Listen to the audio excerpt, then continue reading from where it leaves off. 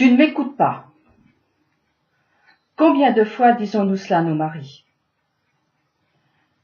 Il n'entend rien. Honnêtement, ça peut se comprendre au vu du nombre de paroles inutiles ou destructives qui peuvent être prononcées à la seconde. Mais j'ajoute avec force, pas que par les femmes. C'est fou le nombre d'hommes qui aiment s'entendre parler. Dans beaucoup de cas, il est effectivement sage de ne pas écouter. N'empêche, Adam, notre ancêtre commun, désigne Isha, l'épouse, comme étant celle que tu m'as donnée pour que je me tienne droit. Et nous savons aujourd'hui, grâce à la science, que l'organe de la verticalisation est l'oreille. Oui, mais dans le texte biblique, il s'agit de Isha et de Adam, ou Ish, avant la mise sens dessus-dessous à cause de leur choix malheureux. Ce choix d'entrer dans une connaissance qu'ils ne pouvaient pas encore assumer. Alors après cela, il est dit à la femme, devenue Ève, la passion t'attirera vers ton époux et lui te dominera. Et comme pour en ajouter une couche, à l'époux il est dit, parce que tu as cédé à la voix de ton épouse. Tu auras ceci, tu auras cela. Ce qui n'est pas sans justifier son indifférence aux paroles féminines et sa tendance qui va vers son penchant naturel domine. Le problème se corse encore avec des recommandations du genre « domine sur tout », dit à l'Adam humanité, ou encore « domine sur le péché », qui se couche à la porte. Cela est dit à Caïn avant qu'il ne tue son frère. Vous voyez, ce n'est pas simple, et les contradictions nombreuses. Elles justifient largement certains comportements. Du coup, l'extériorité que le masculin représente ne veut plus écouter l'intériorité, l'âme, que représente le féminin. Tes entrailles, c'est le féminin qui parle, crieront, il n'entendra pas. Comme au temps de la destruction de la tour de Babel, les langages sont confondus, les humains ne se comprennent plus, ils sont dispersés. Et là, plus qu'ailleurs, une réparation est nécessaire. Les canaux de communication doivent être nettoyés, voire remplacés. Sinon, comment l'humanité Adam pourra-t-elle se tenir droite selon le projet du Créateur?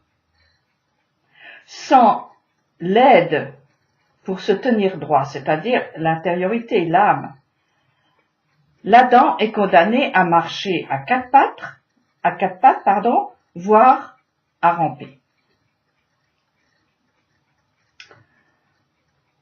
On se sortira d'autant moins de cette problématique si on reste dans le créneau du sexe. Il faut en sortir et se rappeler que l'Adam humanité et l'Adam individuel sont duels, c'est-à-dire à deux faces, une féminine qui reçoit et l'autre masculine qui donne.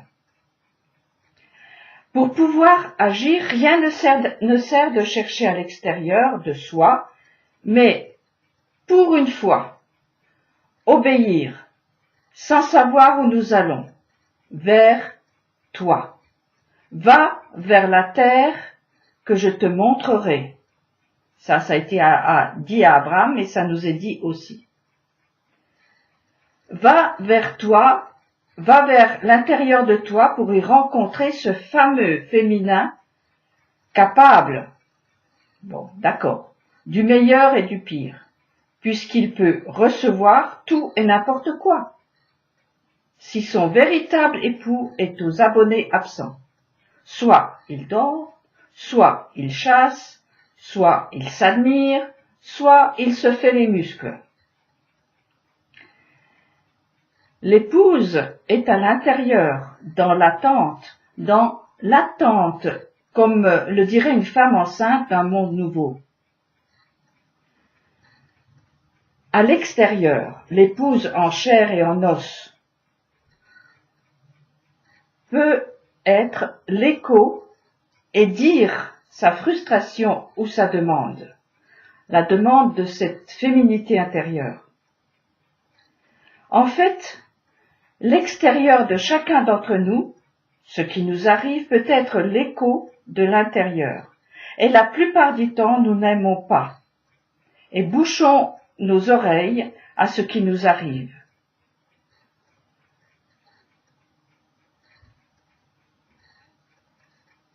Nous bouchons les oreilles, en fait, à l'écho de notre intériorité, ce que l'écho nous renvoie. La plupart du temps, Adam, homme et femme, n'écoutent pas la voix intérieure qui pourtant est celle qui pourrait nous redresser. La voix intérieure, écoutée par l'oreille interne, permet la verticalisation. L'homme se redresse par ce souffle qui lui veut du bien. Que ce souffle féminin soit mal en point, qu'il rugisse plus qu'il ne parle, qu'il geigne plus qu'il ne murmure. C'est peut-être et même certainement un fait, mais l'ignorer est catastrophique. Sois un homme, va vers cette terre, assèche les marais, arrache ronces et mauvaises herbes, retourne-la, ensemence-la avec les graines de la Torah et ses secrets. Alors, elle te donnera des fils et des filles qui réjouiront ton cœur. Pourquoi est-il enjoint aux Juifs d'écouter? Certainement parce que le masculin est enclin à regarder plus qu'à écouter. Pourtant, il me semble évident que Job, si durement éprouvé, n'a pas failli parce qu'il avait écouté. C'est ce qu'il avait entendu qui lui a permis de tenir bon pour finalement voir. C'est d'ailleurs toute l'histoire du peuple juif.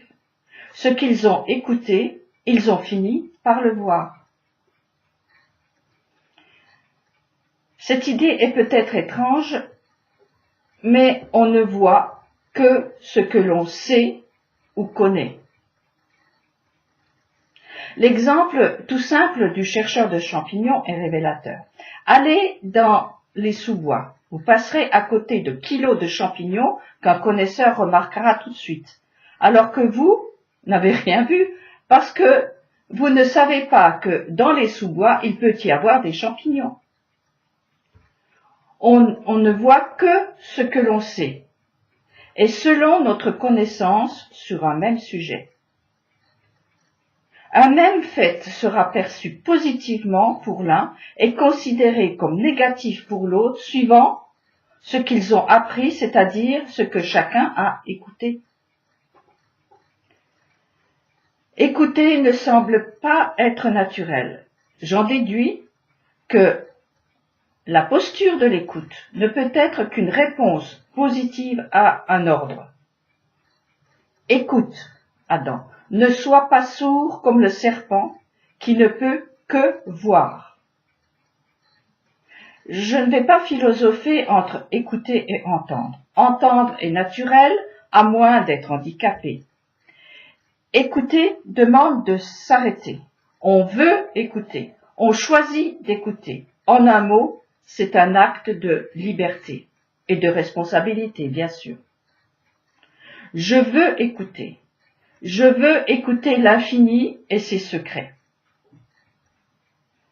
Ce qui est secret se chuchote dans l'intimité, entre époux, en toute confiance, sur l'oreiller, face à face, Ish et Isha se faisant face, comme au premier jour où ils furent créés. Le mensonge, sifflé dans l'oreille de la femme, a ouvert ses yeux. Elle a vu ce qu'elle a appris. C'est-à-dire, le fruit défendu est plus que désirable. Il introduit dans des dimensions à nul autre pareil. Voilà ce qu'elle a écouté. Les yeux de Ève ont vu ce qu'ils ont appris de la bouche du serpent. Alors, la lumière première, intérieure, née de la parole divine, est devenue blafarde, polluée par le mensonge.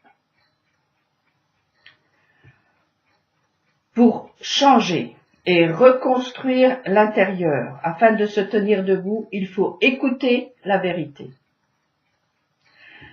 La vérité ne s'impose pas. Elle se laisse cueillir au détour d'un chemin. Elle germe à partir de graines secrètes, appelées pensées de Dieu. Et là, nous sommes dans un domaine que nous ne pouvons pas atteindre. Seule la foi et la confiance peuvent permettre à cette pluie de descendre. C'est à nouveau Ésaïe qui parle. Cherchez le Seigneur pendant qu'il est accessible. Appelez-le tandis qu'il est proche. Que le pervers abandonne sa voie et l'impie ses machinations. Qu'il revienne à l'Éternel, il aura pitié de lui, à notre Dieu, car il prodigue son pardon.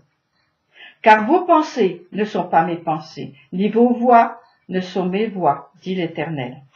Mais autant les cieux sont élevés au-dessus de la terre, autant mes voix sont au-dessus de vos voix et mes pensées de vos pensées. Et plus loin, on peut lire, oui, comme la neige et la pluie, une fois descendues du ciel, n'y retournent pas avant d'avoir humecté la terre et l'avoir fécondée et fait produire, d'avoir assuré la semence au semeur et le pain au consommateur.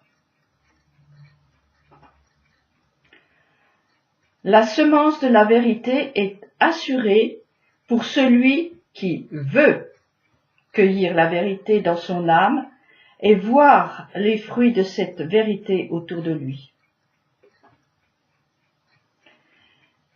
Écoute la terre qui gémit, libère-la de ses fers, et ensemence-la de paroles de vérité venues des profondeurs de l'oreille interne. Écoute, fais-toi réceptacle de la pluie du ciel pour pouvoir arroser ta terre. L'écoute précède la vue. Une mauvaise écoute entraîne une mauvaise vue et un mauvais équilibre, voire une impossibilité de se tenir sur ses deux jambes. Même Abraham, le réparateur de la faute d'Adam, a dû écouter son épouse pour permettre à l'humanité de se redresser. Abraham ne voulait pas se séparer du fils de Agar qu'il aimait. Sarah, son épouse, voyait au-delà des apparences et savait que la voix de son fils, Isaac, qui veut dire « il rira devant l'impossible », était primordiale par rapport au fils de la servante, pourtant le premier-né biologiquement. C'était tellement contraire à la logique que Dieu lui-même a dû intervenir. Il lui conseille « écoute la voix de Sarah ».